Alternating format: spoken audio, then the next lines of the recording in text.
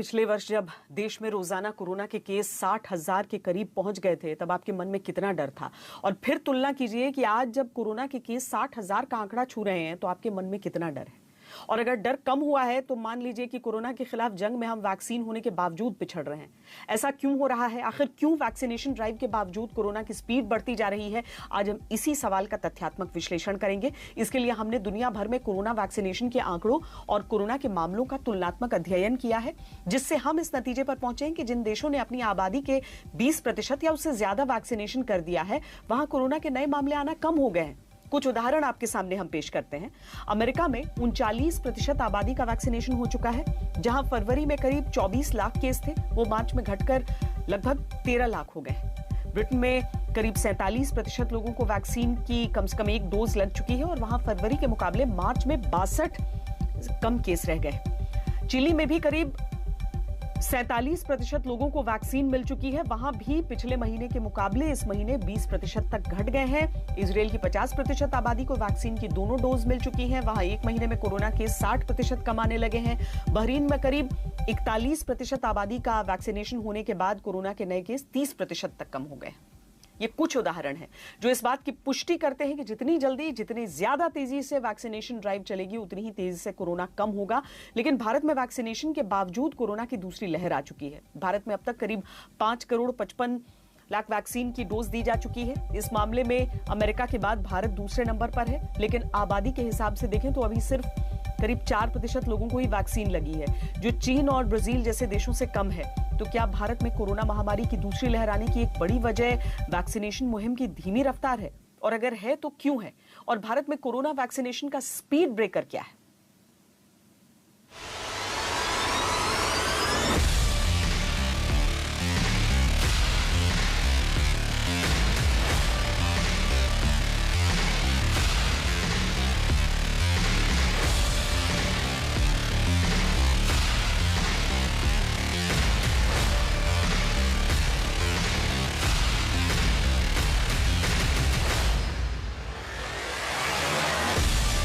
भारत में वैक्सीनेशन के अभी तक 2 असर सामने आए। पहला ये कि कोरोना केसेस कम होने के बजाय तेजी से बढ़ रहे हैं।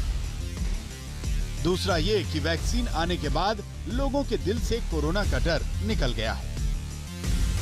और इसका प्रभाव ये हुआ कि देश में इन दिनों उतने ही केस आ रहे हैं जितने 5 महीने पहले आते थे। और अगर ऐसे ही चलता रहा तो अप्रैल महीने के आखिर तक भारत डेली कोरोना केस के मामले में फिर से ऊंचे और खतरनाक कीर्तिमान बना सकता है। कोरोना की इस दूसरी लहर से करीब 25 लाख केस रिपोर्ट हो सकते हैं। यह सरकारी बैंक SBI का आकलन है। सुझाव यह है कि कोरोना वैक्सीनेशन को बढ़ाकर 40 से 45 लाख डोज प्रतिदिन किया जाना चाहिए, जबकि अभी औसतन प्रतिदिन कोरोना डोज का आंकड़ा 20 से 22 लाख है। भारत सरकार ने वैक्सीनेशन को तेज करने के लिए कई कदम भी उठाए हैं, जैसे 45 वर्ष से ज्यादा उम्र के सभी लोगों के वैक्सीनेशन का फैसला। लेकिन चिंता की बात यह है कि ICMR के मुताबिक अभी तक भारत के 20% से भी कम बुजुर्गों ने कोरोना वैक्सीन लगवाई, वो भी तब जब बुजुर्गों को ही कोरोना का सबसे ज्यादा खतरा होता है।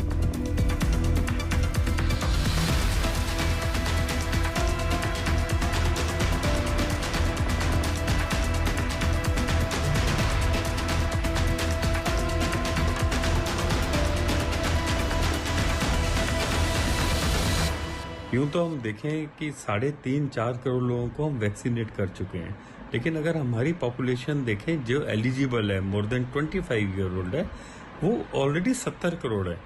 जिस स्पीड पे हम लोग चल रहे हैं, अगर हम बच्चों को छोड़ दें अभी, तो इस हिसाब से पता नहीं हम लोग कब तक वैक्सीनेट कर पाएंगे।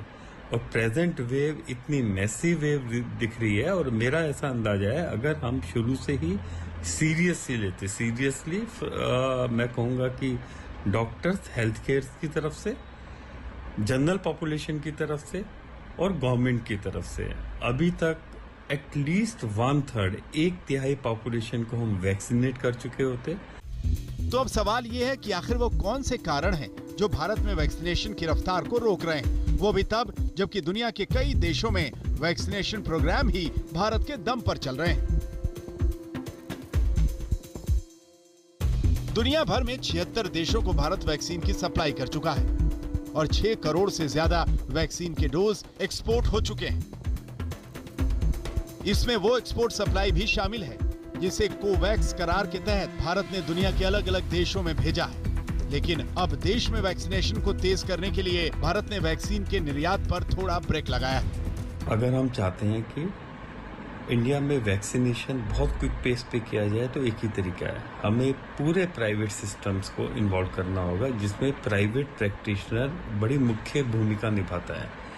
केवल बड़े हॉस्पिटल तक सीमित रखना मेरे हिसाब से ठीक नहीं है। जितनी जल्दी हम वैक्सीनेट करेंगे उतनी म्यूटेशंस कम होंगे, उतने म्यूटेंट स्ट्रेन से हम लड़ पाएंगे और हम विशियस साइकिल से बच पाएंगे। अब वक्त आ गया है कि वैक्सीनेशन को अनलॉक कर दिया जाए। एक्सपर्ट्स भी मानते हैं कि कोरोना की नई लहर जिस तेजी से बढ़ रही है उस हिसाब से मौजूदा स्पीड को 4 से 5 गुना बढ़ाने की जरूरत है। लेकिन इसमें दिक्कत क्या आ रही है? सीरम इंस्टीट्यूट का कहना है कि जनवरी महीने में वो 6 से 7 करोड़ वैक्सीन का उत्पादन कर रहा था।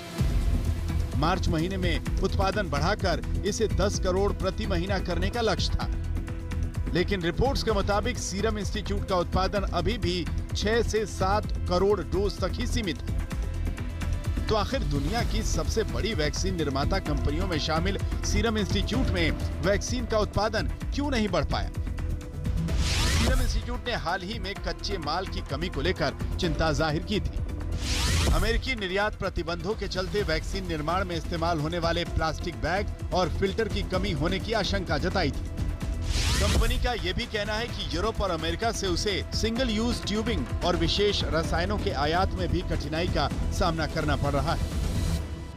भारत के सामने इस वक्त टीकाकरण की प्रक्रिया को तेजी से बढ़ाने के लिए एक चुनौती दिखाई दे रही है और वो है कच्चे माल की कमी होना। अमेरिका और यूरोपियन यूनियन के देशों ने कच्चे माल के एक्सपोर्ट पर रोक लगाने की सोची है। आधार पूनावाला ने भारत सरकार को इस बात पर पत्र लिखकर आग्रह किया है और कहा है कि भारत को इस बारे में कुछ करना चाहिए। देश में कोरोना की बढ़ती रफ्तार को रोकने के लिए वैक्सीनेशन की रफ्तार तेज करना जरूरी है, वरना इस वक्त जिस तरह से कोरोना के केस बढ़ रहे हैं, कहीं देश दोबारा उस स्थिति में ना पहुंच जाए जब रोजाना 90,000 से ज्यादा केस दर्ज हो रहे थे। अगर ऐसा हुआ तो ये कोरोना से जंग में बड़ा झटका होगा। एसबीआई की रिपोर्ट में कहा गया है कि कोरोना वायरस की दूसरी लहर भारत में 15 मार्च को शुरू हो जाएगी। इस रिपोर्ट में ये भी कहा गया कि लोकल लॉकडाउन लगाना और प्रतिबंध करने से ज्यादा असर नहीं पड़ेगा, लेकिन सरकार को इस वक्त टीकाकरण की प्रक्रिया पर ज्यादा जोर देना जरूरी है।